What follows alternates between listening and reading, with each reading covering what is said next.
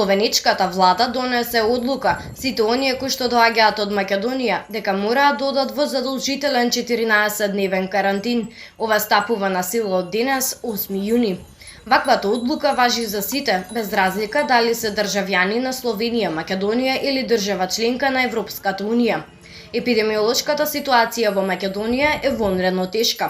Сите оние кои во Словенија ќе дојдат од таа држава, дури и словеничките државјани, мораат да одат во 14-дневен карантин, објави словеничкото МВР.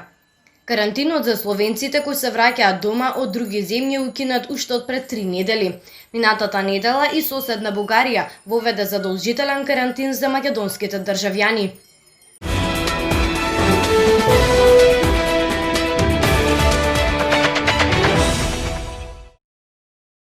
Нов Зеланд ја елиминираше епидемијата на коронавирусот и ќе ги укине сите мерки, освен оние за границите, најави премиерката Джасинда Ардерн, со што оваа јужно-пацифичка земја е една од првите во светот што го направи тоа.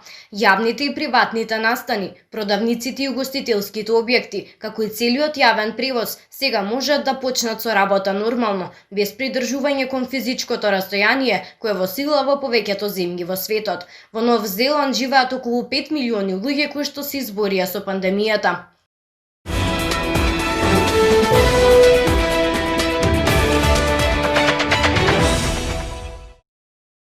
За да се стекне целосен имунитет, луѓето веројатно ќе треба да се вакцинираат против новиот коронавирус 2 пати, пишува USA Today. Интервалот помеѓу 2 дози веројатно ќе биде од околу 1 месец, а можно е дека ќе биде потребна дополнителна доза неколку години подоцна.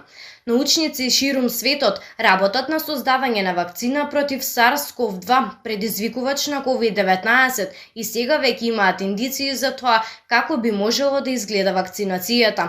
2 дози се веројатни затоа што си имаме работа со нов вирус и никој нема антитела.